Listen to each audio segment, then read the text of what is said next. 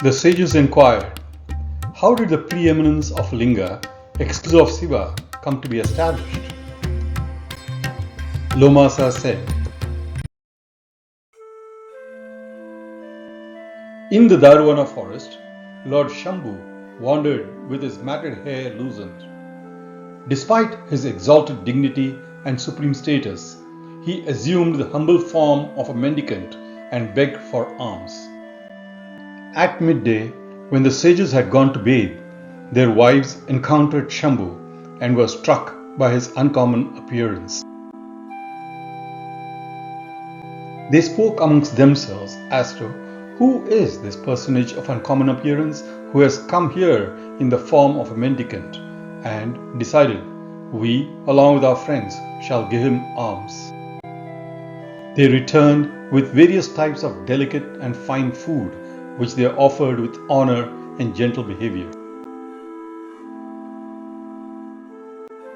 One of the sage's wives, impressed and curious, asked Shambhu about his identity and purpose. Laughing, Shambhu revealed himself as Ishvara or Shiva and explained that he wandered as a mendicant because he was bereaved of his consort Dakshayani or Sati, and without her he had no desire for worldly pleasures. Having thus spoken, Shambhu began to walk away. The women, despite recognizing his learned and exalted status, were charmed by him and followed him, forsaking their domestic duties. Upon returning, the sages found their hermitages empty, and worried, they spoke to one another.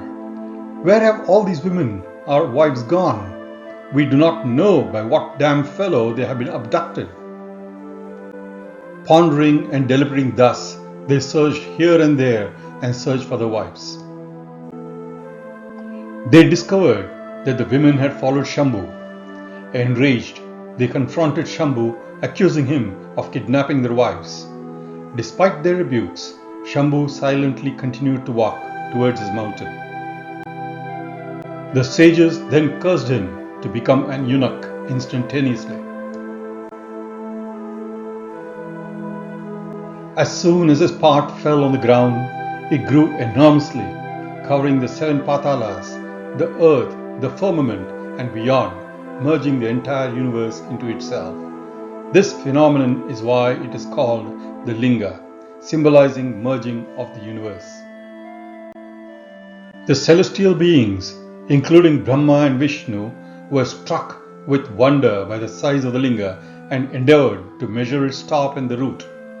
Brahma ascended to the heavens above, while Vishnu went to the netherworlds. Brahma kept going higher and higher to find the top, but could not find it, and so he conspired with Surabhi, the divine cow, and the Ketaki flower to deceive the Devas.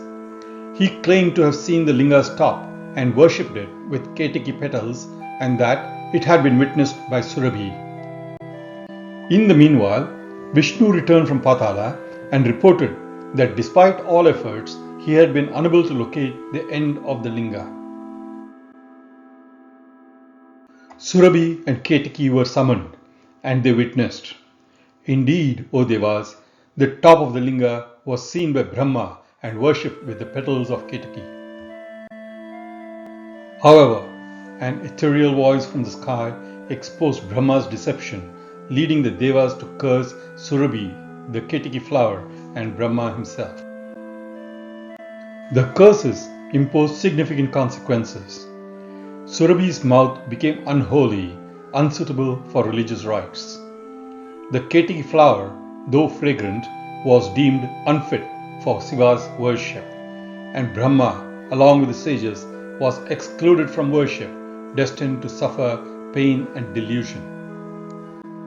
The sages were condemned to perpetual ignorance, disputes, jealousy, and ruin of their knowledge. Ultimately, the Devas and the sages sought refuge in the Linga, acknowledging its supreme power and significance. This story underscores the might and enigmatic nature of Lord Shiva his transcendence beyond worldly norms, and the profound impact of his presence on the cosmos and divine beings.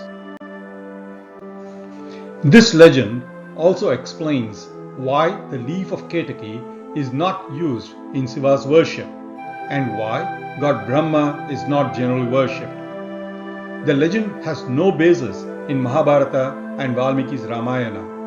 Here, the gods requested Vishnu to trace the root of the Linga as he was a Varaha, and due to Brahma's association with the swans, the latter was sent to explore the top.